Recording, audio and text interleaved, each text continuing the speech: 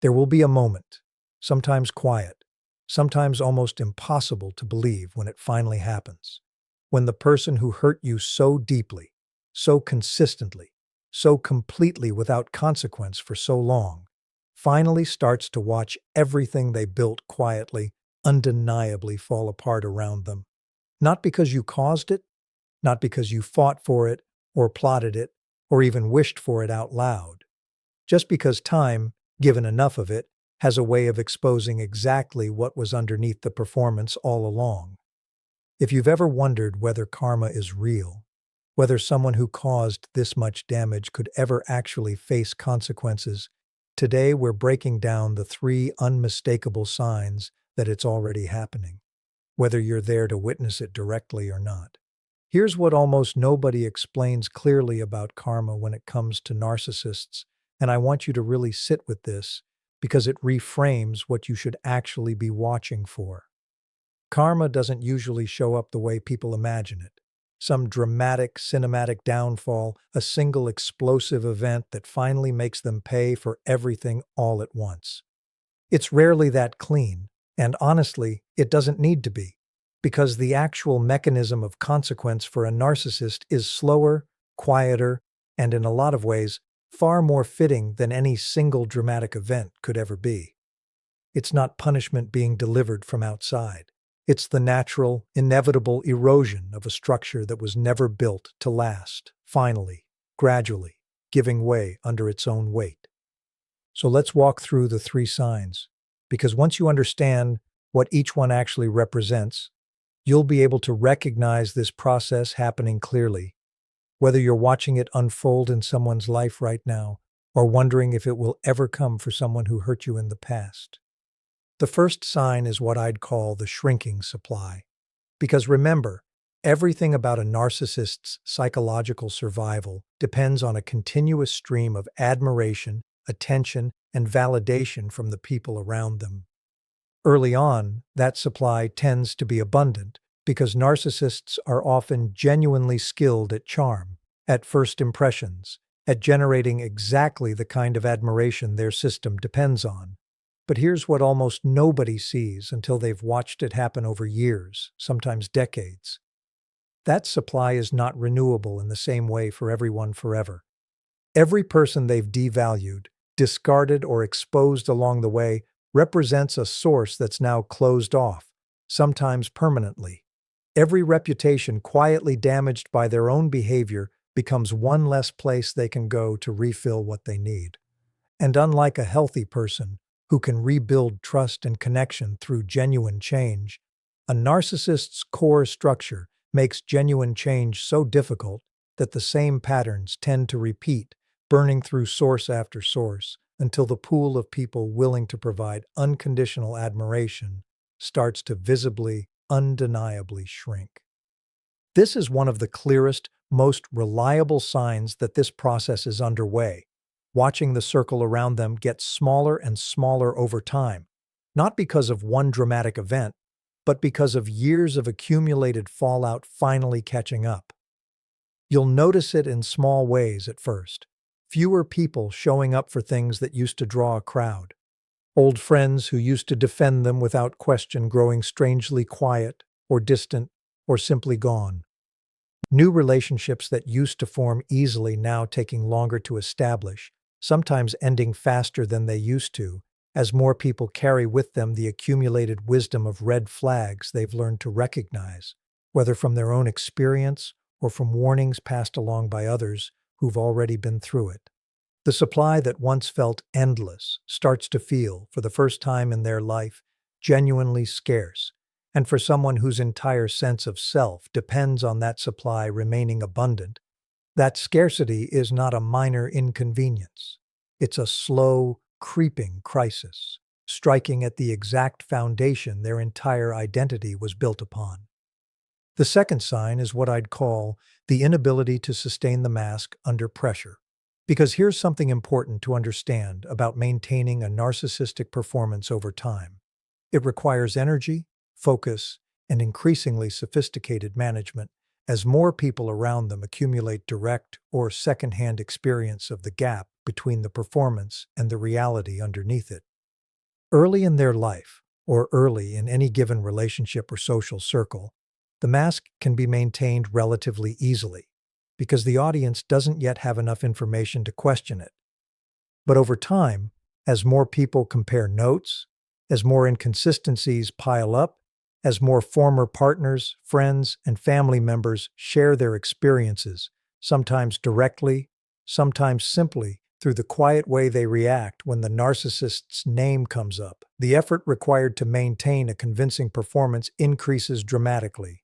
And this is exactly where you start to see something that looks, from the outside, like genuine deterioration, more visible irritability, more obvious inconsistency, more moments where the careful, charming persona simply cannot hold together the way it used to, because maintaining it now requires managing an audience that's grown increasingly skeptical, increasingly informed, increasingly resistant to the exact tactics that used to work so effortlessly.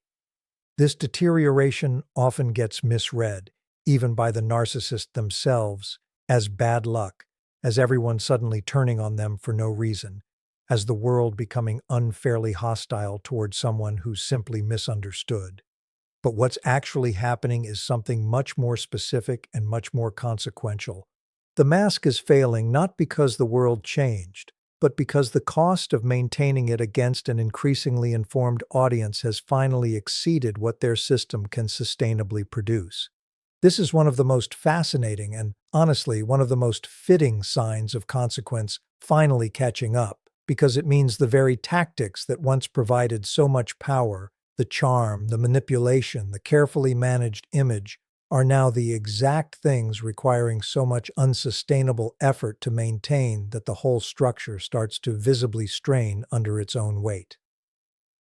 The third sign, and this one tends to be the most quietly devastating for the narcissist themselves, even though it often produces the least outwardly visible drama, is what I'd call the collision with unmanaged solitude. Because remember what we've discussed in other conversations about what happens to a narcissist in true, unstructured, unplanned solitude. The discomfort, the restlessness, the almost existential threat of existing without an audience to reflect them back to themselves. As supply shrinks and the mask becomes harder to maintain, genuine solitude, the unplanned kind, the kind with no strategic purpose, starts to become an increasingly unavoidable part of their daily reality. Not because they've chosen it, but because fewer people remain available or willing to provide the constant audience their psychology depends on. And this is where the real, deepest consequence of this entire process starts to reveal itself. Not through external punishment, not through some outside force delivering justice, but through the narcissist finally being forced to sit, for longer and longer stretches, with exactly the emptiness their entire life structure was built to avoid confronting. And this collision between a psychological structure that fundamentally cannot tolerate genuine solitude and a life that increasingly offers fewer and fewer alternatives to it is exactly where things get most revealing, because it explains something crucial about why this particular form of consequence tends to be so much more fitting, so much more inescapable than any external punishment could ever be, and understanding that deeper mechanism is exactly where we need to go next. That's exactly where we're going next. That deeper mechanism, the reason this particular consequence lands so much harder than any external punishment ever could, comes down to something we've named in other conversations. But that deserves special attention here, because it explains exactly why this specific collision between a fragile psychological structure and unavoidable solitude tends to be the moment everything finally, undeniably catches up. Remember what we've established about how a narcissist's sense of self actually works. It's not internally generated, it's borrowed continuously, moment to moment, from external reflection, admiration, attention, reaction. This means their entire experience of existing as a coherent, valuable person depends on a steady supply of that reflection. And when supply shrinks, when the mask starts failing under the weight of an increasingly skeptical audience, and when unmanaged solitude becomes harder and harder to avoid, What they're actually confronting isn't just loneliness in the ordinary sense most people understand it. It's something closer to a slow erosion of felt existence itself, a mounting, inescapable confrontation with exactly the emptiness their entire life was constructed to outrun. This is why karma, in this specific case, doesn't need to arrive as some dramatic external event, a public scandal, a sudden downfall, a single moment of exposure that finally brings everything crashing down at once, though sometimes it does look like that too. More often, and more fittingly, it arrives as something quieter and, in a strange way, more complete. A slow, cumulative confrontation with exactly the thing their entire psychological structure was built to avoid. Every relationship they burned through, every person they discarded or manipulated or devalued along the way, wasn't just a moral cost paid by someone else. It was also, without them realizing it in the moment, a resource permanently removed from their own future supply, a door quietly closing that they assumed would always remain open, until one day they look around and realize how few doors are left. Now, I want to address something important here, because understanding this process clearly can bring up a complicated tangle of emotions for anyone who's been genuinely hurt by someone like this. There's often a mix of vindication, a sense of finally deserved consequence, alongside something more uncomfortable, sometimes even guilt, for feeling satisfaction at someone else's suffering, even someone who caused you this much pain. I want to be honest with you about this because it matters for your own peace moving forward. Feeling some sense of relief or validation when you witness this kind of consequence unfolding is not something to feel ashamed of. It's a natural, deeply human response to finally seeing some acknowledgement, even an indirect, unspoken one, that what happened to you mattered, that the person responsible for it isn't simply getting away with it indefinitely, floating through life untouched by the damage they caused.